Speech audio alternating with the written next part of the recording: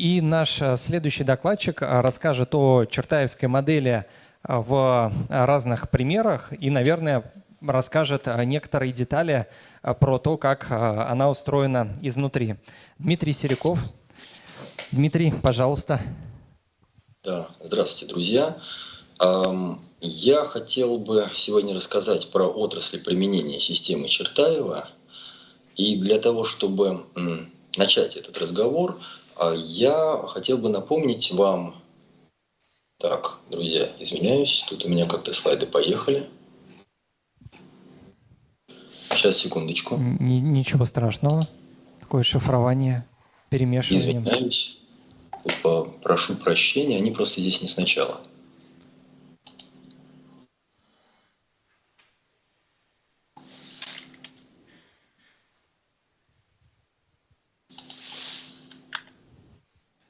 Небольшие технические накладки. Вот, все видим. Да, друзья, сейчас видно слайды, да? Да, отлично. Да, друзья, для видео, чтобы корректно записать видео, я сначала начну. Я сегодня расскажу про отрасли применения системы Чертаева. Для того, чтобы начать разговор, я хотел бы напомнить вот этот вот знаменитый пример, который приводит Адам Смит с производством булавок.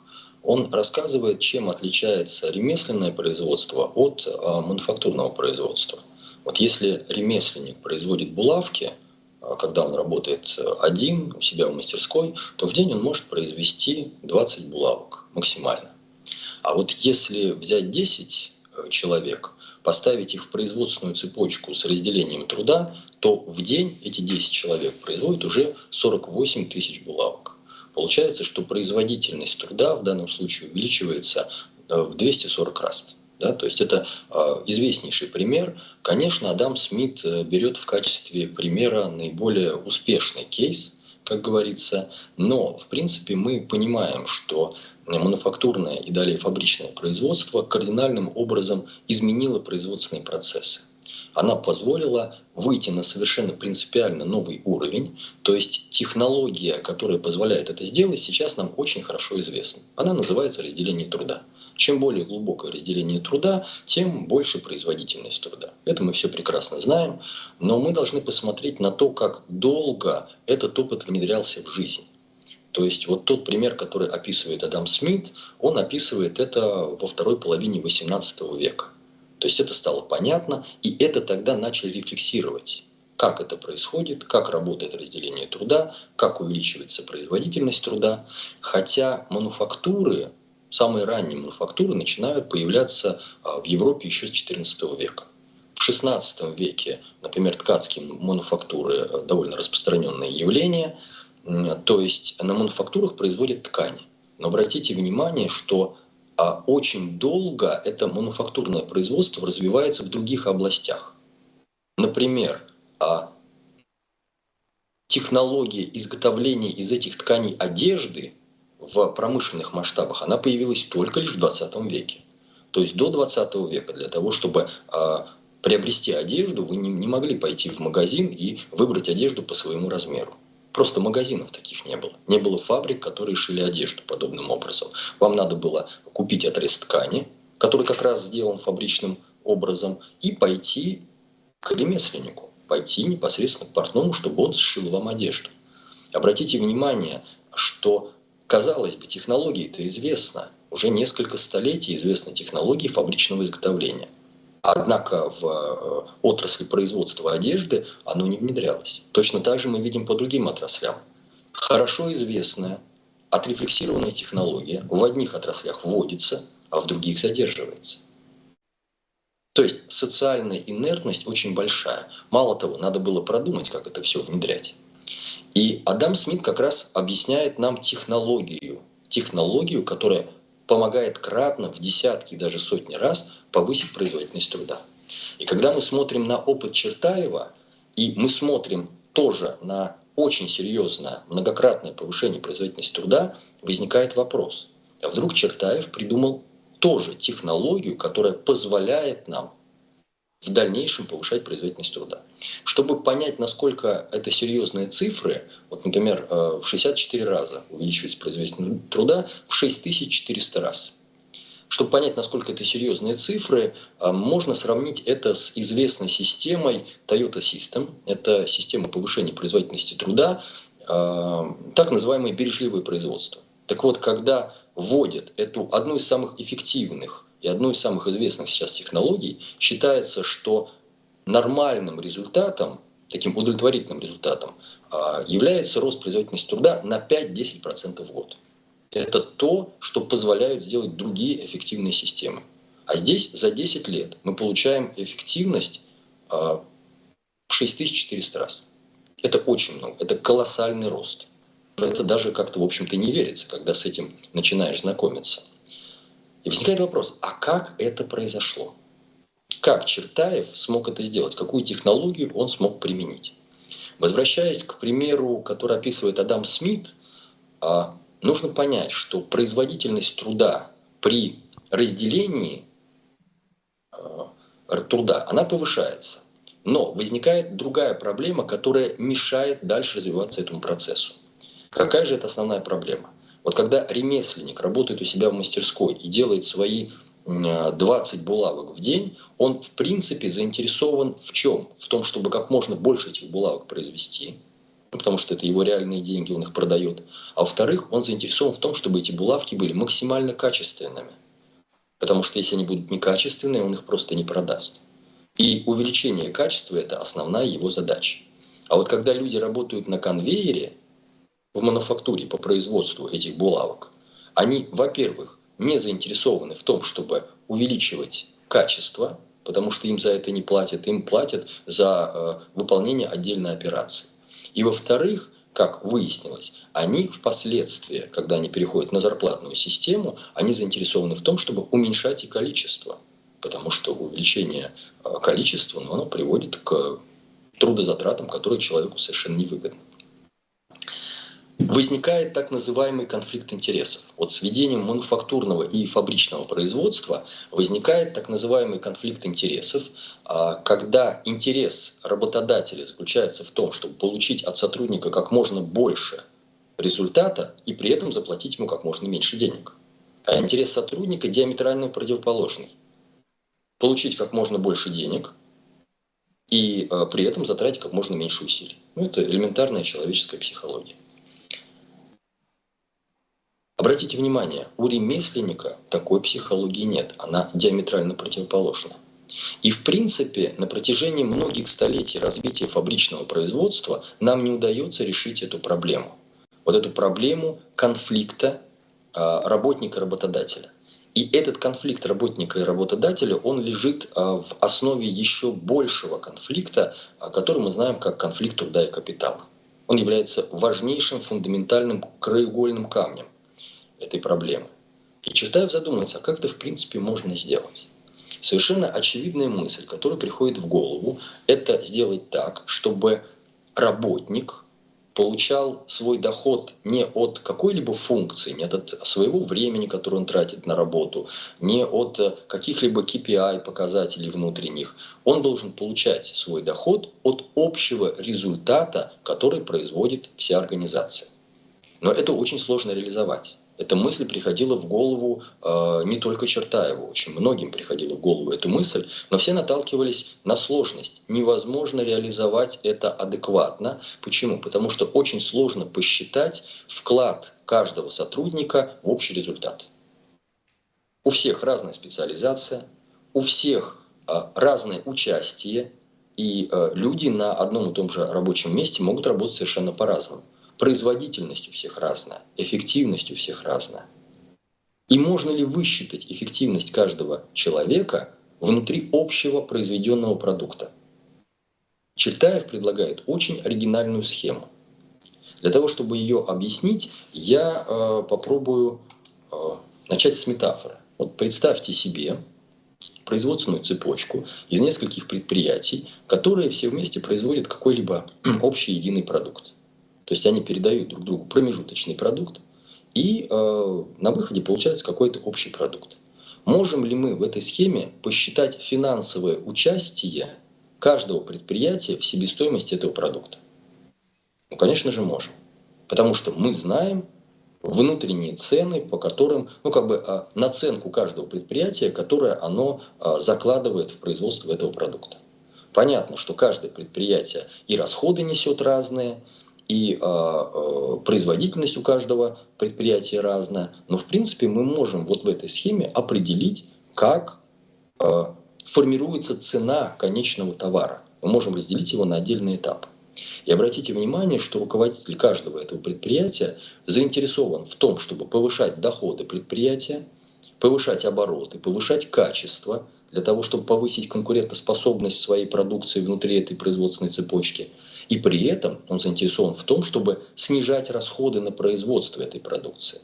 Потому что доход предприятия, ну это маржа, это разница между доходами и расходами. И Чертаев предлагает рассматривать производственную цепочку каждого такого предприятия как производственную цепочку отдельных крупных предприятий. Он задается вопросом, а можно ли рассматривать каждое отдельное место как отдельное предприятие? Можно ли посчитать эффективность, экономическую эффективность по каждому рабочему месту? И выясняется, что в общем-то это можно сделать. Можно взять расходы предприятия, которые чаще всего читаются или в общем, или разделяются по отделам, и разделить эти расходы на каждое рабочее место. Мало того, можно посчитать расходы на каждого сотрудника, потому что, например, на конвейере в разные смены на одном и том же рабочем месте могут работать разные люди. И производительность у них будет разная, и количество брака у них будет разное, эффективность у них будет разная. И Чертаев предлагает считать расходы и доходы по каждому рабочему месту. И предлагает формировать доход каждого сотрудника как маржинальность, как разницу между доходами на рабочем месте и разницу между расходами на рабочем месте. То есть, чем больше сотрудник произведет товара, чем меньше будет брака, и чем меньше при этом он затратит ресурсов на производство этого товара, тем больше он получит. Обратите внимание, каждый сотрудник становится в позицию руководителя отдельного мини-предприятия. Он им как бы руководит. И его интересы вдруг, впервые в истории, совпали с интересами всего предприятия. То есть ему выгодно снижать расходы и выгодно повышать производительность труда и качество продукции. Вот такая вот простейшая схема, она позволила решить фундаментальную проблему. Как она в дальнейшем реализуется? Эта схема называется распределенная бухгалтерия.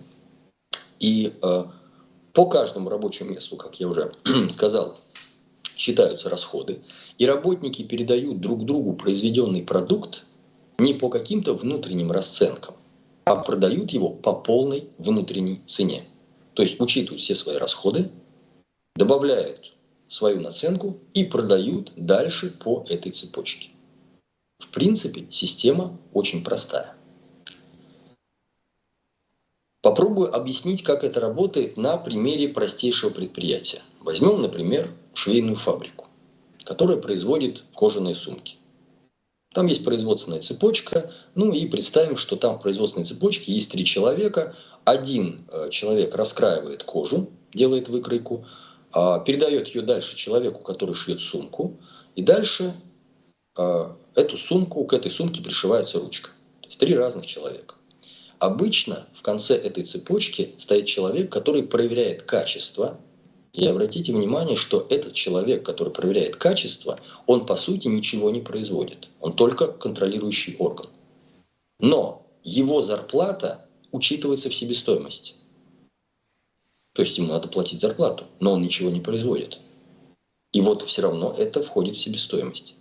А вот теперь представим, как бы это работало по системе Чертаева. Если рассматривать эту производственную цепочку как отдельное предприятие, мы можем представить, что у нас есть отдельное предприятие, условно говоря, индивидуальный мастер, который занимается раскройкой кожи, то есть специализируется на раскрое кожи. Он покупает кожу, вот эту, за собственные деньги. В обычной ситуации, если бы, например, человеку, который вот на обычной фабрике работает, если бы ему поставили некачественную кожу, он бы не обратил на это какого-то особого внимания, потому что если будет какая-то претензия, он скажет: слушайте, ребята, это не ко мне претензия. Мне отдел поставок поставил, ну вот что он мне поставил, какую кожу мне привезли, ну такую вот я, в общем-то, и взял в работу. Соответственно, в системе Чертаева происходит очень важный момент. Каждый передает друг другу за полную стоимость непосредственный продукт, и на каждом этапе происходит контроль качества. За счет чего он происходит? Человек, который покупает кожу, он не купит некачественную кожу для раскройки. Почему? Потому что он дальше должен ее продать по производственной цепочке.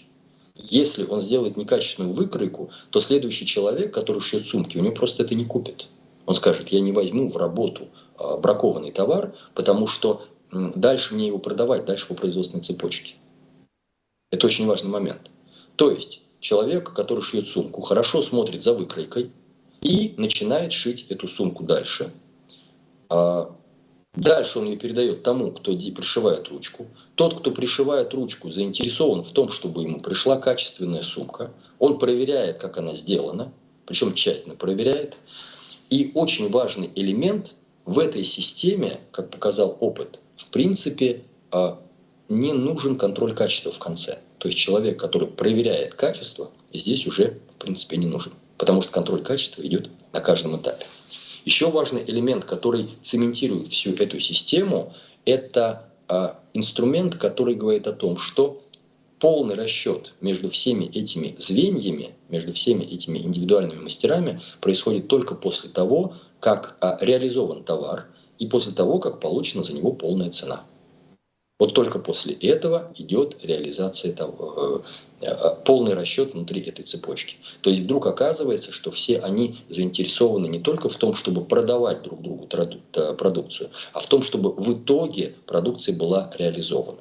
Это также снижает, очень сильно снижает количество брака и повышает заинтересованность людей в полном результате. Кроме того, Чертаев предлагает дополнительные механизмы, как сделать так, чтобы человек был заинтересован в общем развитии предприятия.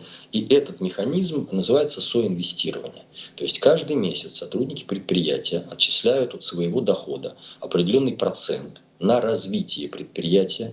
И предприятие вкладывает эти деньги в развитие и каждый год выплачивает своим сотрудникам дивиденды, которая приходит от использования этих средств. То есть каждый сотрудник начинает участвовать в деятельности предприятия, и он по-другому меняется психология человека. То есть это теперь не какое-то предприятие, на котором он работает и может уйти оттуда в любой момент. Нет, это предприятие, в которое он в течение долгого времени вкладывает какие-то средства, свои личные, кровно заработанные средства. И мало того, он заинтересован в том, чтобы подольше оставаться на этом предприятии, потому что он получает с этих средств дивиденды. Очень четко меняется психология человека. Куда вкладывались эти средства? Ну, например, у Чертаева эти средства вкладывались в два направления. Это дополнение производственной цепочки и расширение деятельности. Ну, дополнение производственной цепочки, они занимались сельским хозяйством, это был колхоз, и они, соответственно, занимались тем, что расширяли эту систему, ну, например, занимались сельхозпереработкой. Ну, или, например, занимались производством кормов, они открыли комбикормовый цех. И вот, чтобы было понятно, на одном из первых слайдов я показывал, что не только увеличилась производительность труда, но что себестоимость продукции снизилась в 4 раза. Чтобы понять, что это, ну, вот они, например, ну, это в среднем в 4 раза она снизилась. Чтобы понять масштабы вот этого экономического достижения, представьте себе, что вот сейчас себестоимость литра молока, я посмотрел в этом году, у нас была около 30 рублей. 30 рублей себестоимость литра молока. А Чертаев сумел снизить себестоимость этого литра молока до 7,5 рублей. В 4 раза. Вы представляете, какое экономическое преимущество получает предприятие, которое смогло достичь этих результатов? Как они смогли это сделать? Вот здесь один из примеров. Например, вот они открыли производство кормов. Они выяснили, что когда, например, ну, там было производство птицы, когда вы кормите птицу зерном, усваиваемость зерна где-то 50%. А вот если это зерно прорастить, то есть сделать зеленый витаминный корм, так называемый, то, во-первых, увеличивается масса, ну, когда вы проращиваете зерно, масса кормов увеличивается в несколько раз, а во-вторых, усваиваемость этих кормов уже более 90%. Понятно, для того, чтобы организовать это производство, нужно вложить деньги, нужно сделать это производство. Но смотрите, как сильно падают затраты на корма и как возрастает эффективность производства. И вот таких вот примеров в системе Чертаева было достаточно много. Это были десятки, может быть, даже сотни. Почему? Потому что в системе Чертаева люди были заинтересованы в том, чтобы проявлять инициативу, в том, чтобы внедрять вот эти вот достижения. Там пошел целый вал рационализаторских предложений, потому что в этой системе все были заинтересованы в развитии предприятия. На обычном предприятии люди в этом не заинтересованы. Да, мы все прекрасно знаем, что у нас есть премия. За какие-то достижения человеку дают премию, но эффективность этой премии очень мала. Почему? Потому что, ну, во-первых, человек думает, ну да, сейчас мне дадут премию, ну, где-то в размере там, месячного оклада, 2 окладов, 3 окладов, но мне потом придется в течение многих лет работать с гораздо большей интенсивностью. Потому что рационализаторские предложения, они увеличивают интенсивность труда, количество труда человека на этом месте. И он начинает задумываться, а мне в принципе это нужно? Следующий момент, почему плохо работают премии, это то, что премия дается одному человеку, который вводит рационализаторское предложение, а интенсивно начинают работать все люди, которые связаны с этой производственной цепочкой. И коллектив выступает очень резко против всяких нововведений. Очень резко. Мне понравилось высказывание одного человека, одного специалиста, который занимается внедрением систем повышения производительности труда в России. Он говорит, первое, что мы делаем, когда приводим своего специалиста на предприятие, первое, что мы делаем, это нанимаем ему охрану. Потому что возникают конфликты с рабочими, причем очень жесткие. Рабочие не хотят повышать производительность труда, потому что они понимают, что заработную плату нам повысит немножко, а интенсивность возрастет очень сильно. Так вот, у Чертаева эта проблема снимается. Сами рабочие начинают выступать с инициативными предложениями. Следующее направление – это расширение деятельности. Ну, например, они начали заниматься отдельными видами деятельности, которыми раньше не занимались. Они открывают как бы дополнительные свои отделения. Они начинают заниматься грузоперевозками, было закуплено более 200 фур. Они начинают производить стройматериалы, они разрабатывают более 11 карьеров, начинают производить камень, местный камень, и из этого камня строить дома. То есть закупают технику для того, чтобы разрабатывать карьеры. И было построено более 400 строений из этого камня. То есть довольно обширная деятельность. Ну и запускают также деревообработку, лесозаготовки, так как для этих домов необходимо было там, делать двери, окна, там, деревянные перекрытия и так далее. То есть все это общая работа. Обратите внимание, что здесь организация начинает расширяться не только вглубь, но и вширь, то есть открываются новые направления. За счет чего это начинает работать? Вот с одной стороны здесь классическая система, вертикальная система управления. У Чертаева начинают работать горизонтальные связи. То есть сама структура управления становится более устойчивой. И вот эти горизонтальные связи, обратите внимание, они цементируются экономическими взаимоотношениями. То есть люди заинтересованы в общем результате. Если, например, в обычной ситуации человек, ну, кто-то на рабочем месте работает немножко небрежно, работает там спустя рукава, ну, то его коллеги, они на это, в общем-то, не обращают внимания, им все равно. А если его безалаберность и бездеятельность влияет на общий результат, то здесь они будут совершенно по-другому относиться к его работе. Обратите внимание, есть сквозной контроль за работой сотрудников, который осуществляют сами сотрудники, потому что они в этом заинтересованы. Где может применяться система Чертаева? Она может применяться в сельском хозяйстве, она может применяться в промышленности, в строительстве, как я уже сказал, были очень серьезные показатели, может применяться в транспорте. И до определенного момента казалось, что система Чертаева может применяться только там, где есть производственный сектор, только в производственных отраслях. Но сейчас есть понимание, что система Чертаева настолько универсальна, что и в непроизводственном секторе она может применяться. Она может применяться в образовании, в IT-секторе, в сфере услуг. Там немножко меняется схема взаимодействия, вот как она выглядит. Дело в том, что в данном случае в затратах у нас в основном время и квалификация. Потому что каких-то затрат на производство, на топливо, на электроэнергию здесь, в общем, нет, на какие-то материалы. Здесь немножко другая сфера деятельности, но логика остается та же самая. Приведу пример, как это может работать например, в сфере консалтинга. У меня есть знакомая, которая работает в юридической фирме, достаточно крупная юридическая фирма, и там несколько отделов. И каждый отдел специализируется на какой-то своей там юридической области. И представьте себе такую ситуацию, у отдела увеличивается количество работы, нагрузка. Да? То есть руководитель отдела в этой ситуации подходит к руководителю фирмы и говорит, мы не справляемся, то есть нам нужен дополнительный сотрудник. То есть абсолютно нормальная ситуация.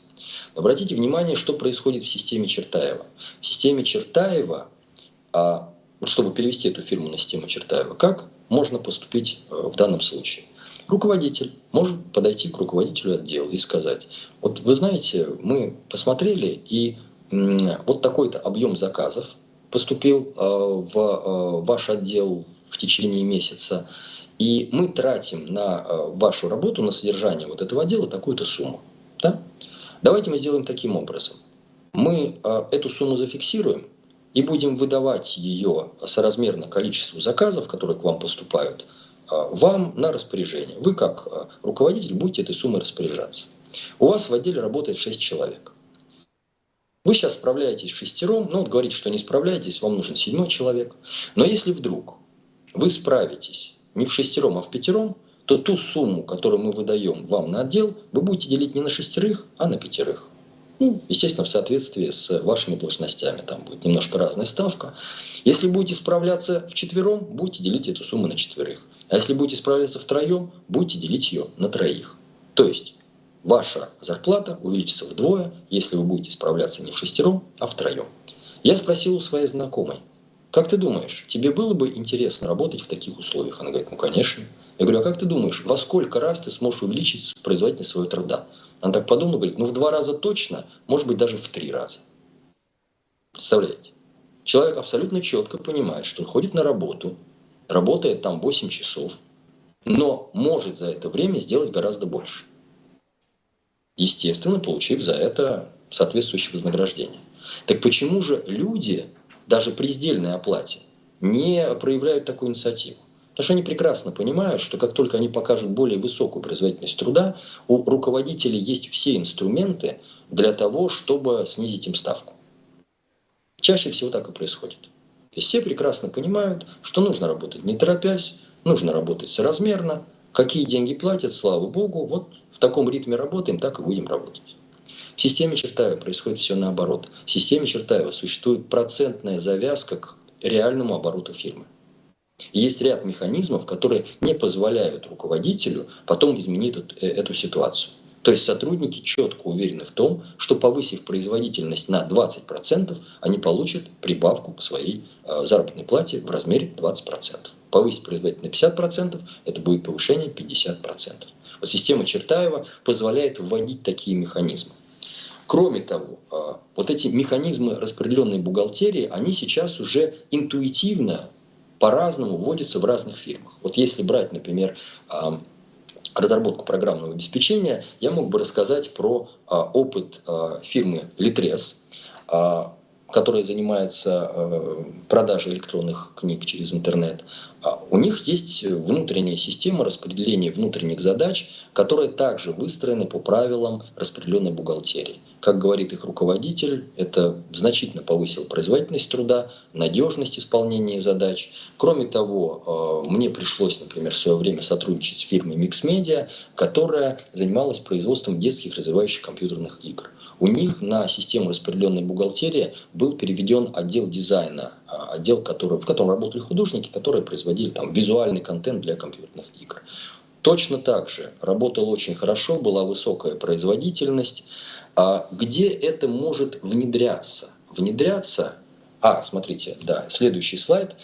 Чего не хватает в этих схемах? Для полноты картины в этих схемах очень часто не хватает двух важных элементов. Это привязка к общему результату, к реальному общему результату конечного продукта и соинвестирование. То есть инструменты соинвестирования тоже мощные инструменты, без которых эффективность этих методов, она очень мала. Где это, ну не то что мала, они сами по себе эффективны, но когда вы делаете их все вместе, когда их завязываете друг на друга, фактически создается кумулятивный эффект. То есть они многократно усиливают друг друга, как показал опыт. Где это может внедряться? Ну, например, в программировании это может внедряться при создании новых команд разработчиков. Но в то же самое время это может внедряться и внутри каких-либо организаций. Мы можем переводить отделы разработки программного обеспечения на систему Чертаева. То есть даже не обязательно всю фирму на эту систему переводить. Можно взять только один отдел, перевести его в тестовом режиме, и потом, если это будет хорошо работать, перевести всю фирму. Это, в принципе, все, что я хотел бы сегодня сказать. Наша организация, консультационный центр Margin System, занимается внедрением систем Чертаева. И если кому-то будет интересен этот опыт, будем рады посотрудничать. Благодарю вас. Спасибо большое, Дмитрий. И у нас секция вопросов. Пожалуйста, поднимайте руки. Михаил. Да, спасибо, Дмитрий. Такой вопрос. Мы просто очень много в такой системе работаем и много с этим экспериментировали. Может, вы изучали подробнее у Чертаева вот внутренняя стоимость продукта, которого там ценного передается между этапами. Кто ее определяет, как договариваются, как эта вообще стоимость строится? А на начальном этапе там сначала определяются расходы по каждому рабочему месту, а потом у каждого сотрудника есть заработная плата. То есть исходит из заработной платы. То есть распределяют по факту, берут какое-то предприятие и видят по факту, вот у нас есть такие-то расходы, включая заработную плату. Расходы понятно. А, собственно, доходы, то есть стоимость, они же на маржинальность живут. Да. Вот кто определяет маржинальность? Делается очень просто. Изначально маржинальность определяется как размер заработной платы человека. То есть у него есть расходы, прибавляют заработную плату как маржинальность и начинают работать от этой суммы. То есть, а в чем тогда, я тогда не понимаю, то есть если изначально вот его зарплата зафиксирована, это его как бы гарантированный доход, где здесь предпринимательство, в чем его мотивация? Дело в том, что каждый сотрудник на своем рабочем месте прекрасно видит, как сократить свои расходы. Например, когда мы вот сейчас занимаемся внедрением в транспорте, да, то есть переводим на эту систему водителей, вдруг выяснилось, что при введении системы Чертаева выясняется, вот мы сейчас работаем с газелями грузовыми, да, вот, выясняется, что средний перерасход топлива на работу одной газели в месяц 15-20 тысяч рублей. Ну, то есть тут, смотрите, насколько я эту систему для себя понимаю, она строится в том, что у вас есть какой-то юнит, который в обычном режиме съедает 100 тысяч рублей, куда входит не только его зарплата, но и, допустим, горючие смазочные материалы. А вы ему говорите, а если ты сэкономишь, то ты из этих 100 тысяч еще какую-то часть себе в сверхпремию запишешь.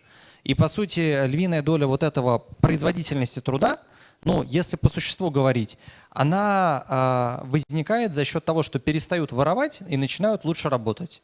Ну, то есть 8 часов в день работают как положено. Вот. Но это если очень грубо выражаться.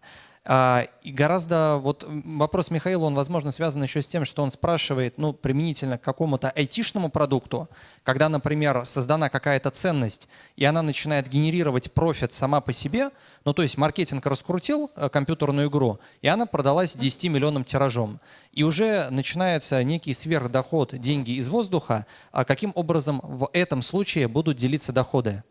Не обусловленные трудовым вкладом никак.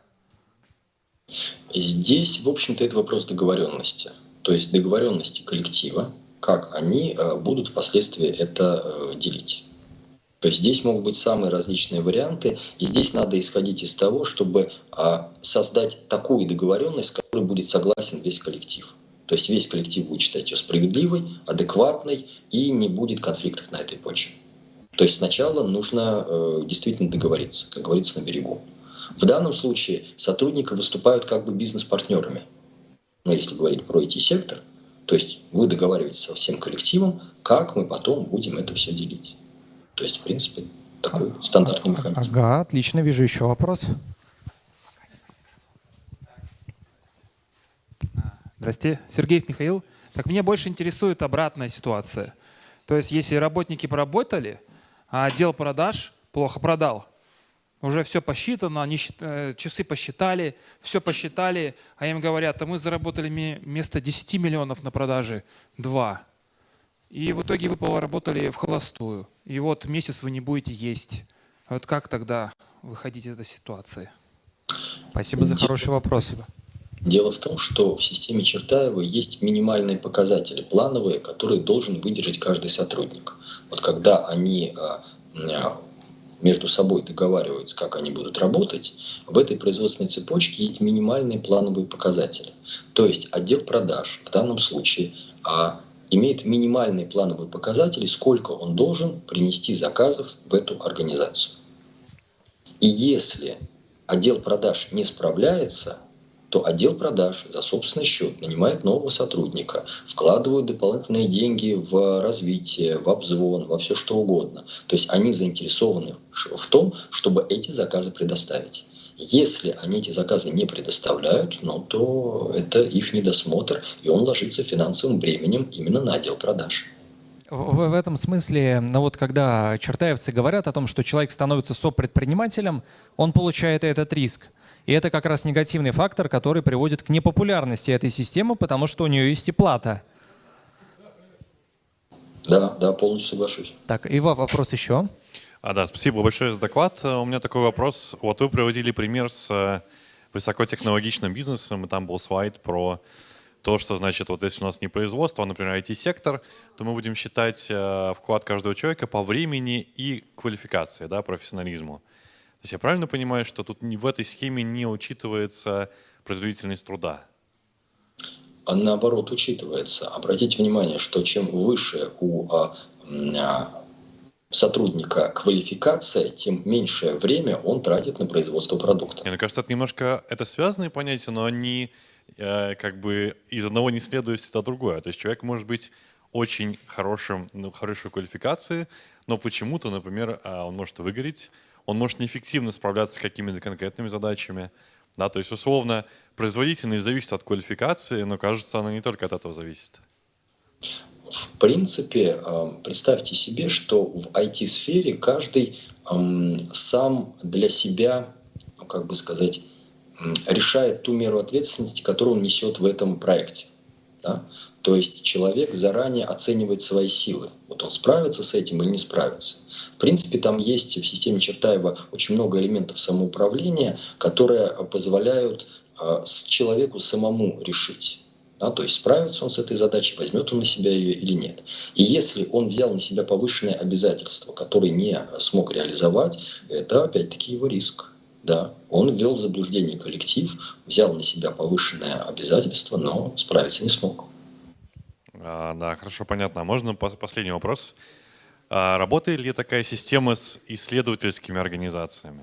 То есть давайте представим, что у нас условный НИИ, в котором есть разные задачи. Да? Например, есть задачи исследовательские, есть задачи с каким-то гарантированным результатом, да, там все знают, что есть задачи, где там можно, например, что-то посчитать и выпустить хорошую статью, в кавычках хорошую, но результат гарантированный. А можно заняться фундаментальным вопросом, вероятность завершения будет небольшая, но если она будет, то как бы совокупный результат, совокупная как бы производительность всей компании будет сильно высокой. Но вероятность удачи маленькая. По сути, вы описываете ситуацию стартапа. Да, он может выстрелить, может нет. Да? В данном случае договоренность в модели Чертаева здесь возможна, и она будет работать. Единственное, так как здесь высокорисковое такое мероприятие, то здесь нужно вводить какие-то дополнительные элементы контроля, но здесь очень высокий риск участников. Если все участники на это согласны, то вполне можно это сделать в рамках модели Чертаева. И, наверное, все-таки надо помнить о антипаттерне золотого молотка. И не надо пытаться решать все задачи какой-то одной моделью, одним инструментом. И именно поэтому мы приглашаем разных спикеров, носителей разных знаний, практик, чтобы понять, насколько многообразны эти истории. И у Сергея из чата вопрос или? У Сергея из скайпа вопрос. Ты можешь зачитать в микрофон? Хорошо. Все, и это будет последний вопрос. Это не вопрос, скорее комментарий на ответ по поводу НИИР и стартапов. Сам стартаповец лет, наверное, на 10. Чертаев не всегда подходит под эту историю стартапа. Почти не подходит, потому что единственное, что можно выстроить Чертаевым, это сообщество, общину. Это да, это можно, эти договоренности. В случае, если есть продукт, тогда мы как бы по Чертаеву живем. Но однозначно сказать нельзя, что когда нет продукта, НИИР еще его делает и там исследует, не совсем подходит Чертаев сюда в полной мере. Ну и это в целом к вопросу о том, что какие-то такие кооперативные структуры, они вообще вряд ли должны даже претендовать на замену государственных структур, в частности научно-исследовательских центров или каких-то крупных частных компаний и холдингов. Это скорее такое нишевое дополнение. И у нас следующий докладчик. Спасибо, Дмитрий. Спасибо большое. Давайте поаплодируем Дмитрию.